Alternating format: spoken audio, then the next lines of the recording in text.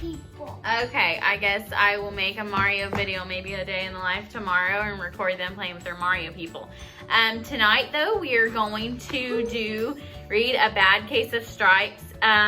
It's by David Shannon, and we read this, the boys read it the other day, and I thought it was a perfect video to read during the Corona quarantine. And they have been begging to do a YouTube video. And so I said, why not?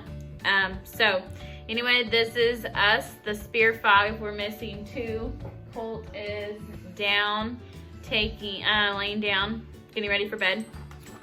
Cody's exhausted after working today. So, Camilla Cream, I'll show you guys this picture. Okay. Camilla Cream loved lima beans, but she never ate them. All of her friends hated lima beans and she wanted to fit in. Camilla was always worried about what other people thought of her. Today she was fretting even more than usual. I can't even see you. Sit down. It was the first day of school, so she couldn't decide what to wear. There were so many people to impress. She tried on 42 outfits, but none seemed quite right. She put on a pretty red dress and looked in the mirror, and then she screamed, "Ah!" Hi, Colty. You gonna read a book with us? Okay. You guys see the book, the picture? And then we'll show them the picture. Her mother ran into the room and she screamed too. "Oh my heavens," she cried. "You're completely covered with stripes." This was certainly true. Camilla was striped from head to toe and she looked like a rainbow. Mrs. Cream felt Camilla's forehead. "Do you feel all right?" she asked. "I feel fine," Camilla answered, "but just look at me. You get back in bed this instant," her mother ordered. "You're not going to school today." Camilla was relieved. She didn't want to miss the first day of school, but she was afraid what the other kids would say, and she had no idea what to wear with those crazy stripes. Colty, say hi. Hi. We just got another guest and it's a baby. We have another guest and it's baby. So here's this picture. Okay. That afternoon, Dr. Bumble came to examine Camilla. "Most extraordinary," he exclaimed. "I've never seen anything like it. Are you having any coughing, sneezing, runny nose, aches, pain, chills, hot flushes, dizziness, drowsiness, uncontrollable twitching?" "No," Camilla told him, "I feel fine." "Well then," Dr. Bumble said, turning to Mrs. Cream, "I don't see any reason why you shouldn't go to school tomorrow. Here's some ointment that should help clear up the stripes in a few days, and if it doesn't, you know where to reach me," and off he went. I hope you like this video. Temporary interruption, and I'm sorry about that. So, the next day was a disaster. Everyone laughed at Camilla, and they called her Camilla Crown. You're gonna have to sit down. Okay. They called her Camilla Crown, and Night of the Living Lollipop. She tried her best to act as if everything were normal, but when the class said the Pledge of Allegiance, her stripes turned red, white, and blue, and she broke out in stars. The other kids thought this was great. One yelled out, "Let's see some purple polka dots." And soon enough, Camilla turned all purple polka dotty. Someone else shouted, "Checkerboard," and a pattern of squares covered her skin. Sit down, right there. Soon everyone was calling out different shapes and colors, and poor Camilla was changing faster than you can imagine. Then you can change channels on a TV. Oh, one channel. Yeah. See you next time. Not done. That night, Mr. Harms, the school principal, called. "I'm sorry, Mrs. Cream," he said. "I'm going to have to ask you to keep Camilla home from school. She's just too much of a distraction, and I've been getting calls from the other parents. They're afraid those stripes may be contagious."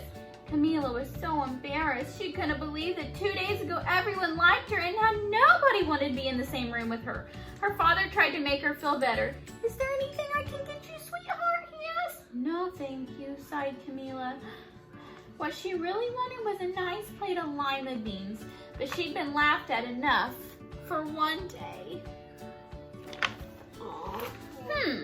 Well, yes, I see, Dr. Bumble mumbled when Mr. Cream phoned the next day. I think I'd better bring in the specialist. We'll be right over. About an hour later, Dr. Bumble arrived with 4 people in long white coats.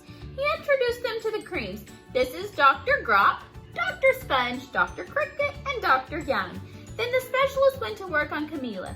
They squeezed and jabbed, tapped and tested. It was very uncomfortable. Well, it's not the mumps, concluded Dr. Grop, or the measles. I don't know who's Dr. Grop. Said Dr. Sponge. It doesn't have them labeled, so I don't know who's who either. Definitely not the chicken pox, put in Dr. Cricket, or sunburn, said Dr. Young. Try these, said the specialist. They each handed her a bottle filled with different colored pills. Take one of each before bed, said Dr. Gruff. Then they filed out the front door, followed by Dr. Bumble. No, I think that's Dr. Bumble. Maybe that too. That night, Camila took her medicine. It was awful. When she woke up the next morning, she did feel different, but when she got dressed, her clothes didn't fit right. She looked in the mirror, and there, staring back at her, was a giant multicolored pill with her face on it. And it's like a gumball. Yeah, No. Bruce and I think it does look like a gumball. No, it looks like a pattern of gold. Dr. Bumble rushed over as soon as Mrs. Cream called, but this time instead of the specialist, he brought the experts. Dr. Gordon, Mr. Mellon were the finest scientific minds in the land. Once again, Camila was poked and prodded and looked at and listened to. The experts wrote down lots of numbers. Then they huddled together and whispered. Dr. Gord finally spoke. It might be a virus. A virus? He announced with authority. Suddenly, fuzzy little virus balls appeared all over Camila. Or possibly some form of bacteria, said Mr. Mellon. Out popped squiggly little bacteria tails. Or it could be a fungus, added Dr. Gord. Instantly, Camila was covered with different colored fungus blotches. The experts looked at Camila, then at each other. We need to go over these numbers again back at the lab, Dr. Gord explained. We'll call you when we know something, but the experts didn't have a clue, much less a cure. By now, the TV news had found out about Camila. Reporters from every channel were outside her house telling the story of the bizarre case of the incredible changing kid. Soon a huge crowd was camped out on the front lawn. Oh, I should have got this picture. Okay. The creams were swamped with all kinds of remedies from psychologists, allergists, and herbalists, nutritionists, psychics, an old medicine man, a guru, and even a veterinarian. Each so-called cure only added to poor Camila's strange appearance until it was hard to even recognize her. She sprouted roots and berries and crystals and feathers and a long furry tail. But nothing worked. Look at that. She's never going to like that. One day, a woman who called herself an environmental therapist claimed she could cure Camila. Close your eyes, she said. Everybody close your eyes. Breathe deeply. Become one with your room. I wish you hadn't said that, Camila groaned. Slowly, she started to melt into the walls of her room. Her bed became her mouth. Her nose was a dresser, and 2 paintings were her eyes.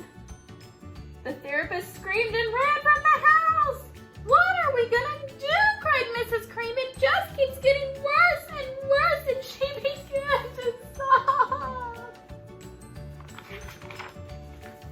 At that moment, Mr. Cream heard a quiet little knock at the front door. He opened it, and there stood an old woman who was just as plump and sweet as a strawberry.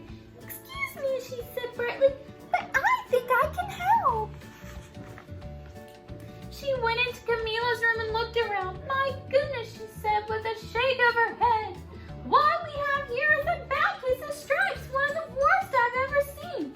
She pulled a container of small green beans from her bag. Here, she said, these might do the trick.